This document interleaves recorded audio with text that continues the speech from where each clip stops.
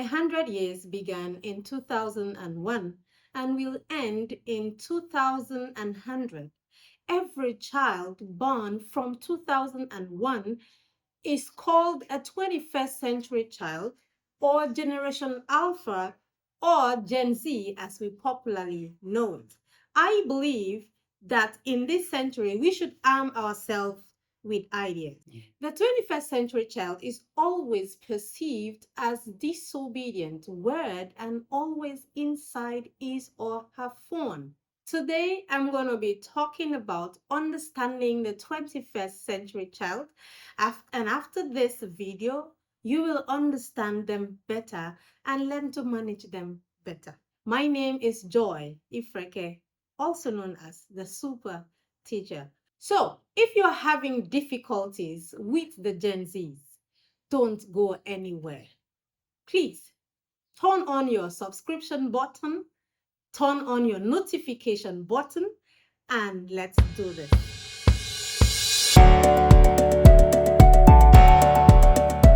Unlike the 21st century child who wrote letters using a pen and a paper, who actually went to the market with his parents, they didn't have access to the internet. They didn't have a smartphone. The 21st century child is bamboozled with so much information, and by the age of 3 has a smartphone, and by the age of 5 has full access to the internet. Gen Z grew up in an environment full of technological changes and rapid innovation. Even social media has become something in their daily lives, such that a typical Gen Z child moved from TikTok to Instagram to Facebook and to X all in one swoop and in a day. All these social interactions begin to influence their life, such that they begin to come up with some characteristics. For example, over reliance on the internet. A typical Gen Z cannot go anywhere without their Google Map. They source for information all of the time on the internet, and their social media interactions get them chatting on WhatsApp, on Facebook, on Twitter, and they may even neglect you if they see you on the streets. Like, they don't talk to you on the streets, but they prefer chatting with you. This hiding behind their phones help them to create a false sense of identity, such that they are unplugged from the total reality of their lives. And so they begin to have identity crisis. This generation Z oftentimes view themselves as global citizens. As beautiful as that is, it places a lot of demand on themselves.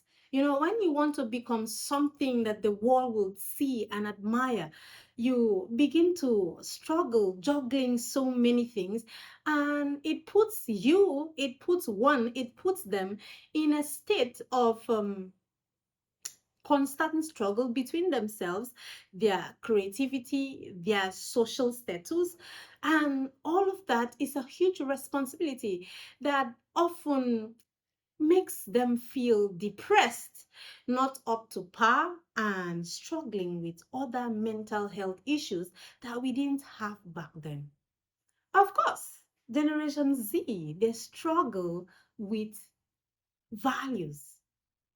Values that we saw back then: greeting your elders, talking to them respectfully, shaking hands, bowing when you talk to people, and just paying attention. All of this is a constant struggle. They think it's trivial, and so they do not really see the need to do all of those things, and which puts them in a position, like in a fighting position between the older generation and the newer generation. You know, I read something the other day in Napoleon Hill's book, when he said that the previous generation had always thought that the beginning generation will fail, Well, that's not true. It's not because they do not have the values that we have that we begin to make them um, disrespectful, um not there yet. All the time we are always like, oh no, they're not there yet, they're going to fail, they will not succeed, they don't have what it takes. They do have what it takes. It's just for us to understand where they are coming from and where they are likely going to. A typical Gen Z child is cold, let me put it that way. They are cut off from all physical activities, all familial relationships. They are so focused on their career. This generation is career driven. This generation is innovative. This generation is full, and they are trying to express it. So they do not want to be encumbered with seeing you, with talking to you, with just being there, loafing around, eating food, and becoming all of that. Having discussed all these factors that characterize the 21st century child, let's move on to discussing how we can better manage the 21st century child as a teacher, as a parent, as a relative, and as adults. As an adult in this century, one of the things we need to do for the Gen Z child is to keep abreast of information.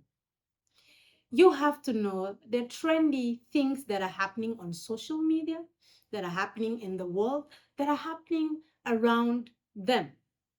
So you need to come up with the way you are seeing things. I need you to push aside all the bias that you have and start getting on ahead of them with the information. Find out the latest phones, the latest applications that is useful to career, to work, to life, and all of those things. It will help you to connect better with them if you know all the social media apps, all the social media usages, and if you are friends with them, looking at what they are doing, following up on what's happening, and from time to time you give them ideas, you give them information. Out of the blue, you could just say, are you aware of this? Are you aware of that? And they'll be like, wow, that's nice. That's how to follow up with a Gen Z child. Let's look at the music and entertainment industry in the 21st century. It has a lot of influence on the 21st century child. A Gen Z child is so into music and entertainment that if you try to cut them off from movies or music or any form of art and entertainment, you may completely lose them. So from the beginning, what you can do is try to introduce them to your kind of music, and from there they'll begin to follow in your steps. By doing that, you are actually controlling what they are viewing, what they are listening to, and what they are feeling, and that will totally work for you and your child. Another idea is this: you have to be open with them, like all the cards should be on the table. You no longer make them to hide and go off to create content. You don't no longer make them hide to go online. You no longer make them hide to do what is needed to be done. Whether they are hiding or not, they are certainly going to be on social media. So all you can do is keep all your cards open on the table, know what's cool and what's not cool, the contents to be created, what contents not to be created, and just find a way to walk around it and keep an open view, open understanding, open perspective. It is a new era, and we have to be open to all the newness that is coming in on us, even though it seems as if it will soon overtake us. But we can keep it on the ground and play this game as it's meant to be played. Let's create a scenario. It's a real life scenario. I have a niece who has been up and doing on social media, and from day one, her parents, that's my brother, has been no, no, no. Well, did that work? No, it didn't work. It further drove her away from the house and drove her into more things that even I myself I cannot explain. So it is not um shutting them down, shutting this oppression down. That's the problem. It will not solve it in any way. What you can do is understand what they are doing so that you can give advice from an understanding point of view. Okay, for example, this is my niece. She she sells. Okay, she sells things on social media, and the kind of video she posts on her status, sometimes it ticks me off. But when I spoke to an older friend, and he was like, if she's using it to sell something, then what we can do is ask her to create a brand, a business brand that is different from her as a personal brand. So, that solves it. What you do is listen, look, understand why they are doing what they are doing, and then you can give advice, you can lead them in the way that is right. Forcing a child, coercing them, beating them up, doing all sort of forceful and hateful behavior is not going to stop the 21st century child from meddling with what you think you don't want them to meddle in. So what you do is you do not bring any form of cohesion. Rather, spend quality time with them, trying to mold them, trying to relate with them in the context of what they are doing online, in the context of their personal lives, in the context of the ideas and perspectives, the cultures and beliefs that they are forming. If you spend quality time with them, you'll be able to help them create all these aspects of life in the way that is favorable to you, favorable to them, and to everyone involved. I think the best thing I'm going to talk about now is that you should introduce your children to the God factor. Now, a lot of things are spinning out of control, and these kids too are also as confused as it gets. Okay, so one of the things you can help with is to pray for them, is to carry them along Bible studies, carry them along the church.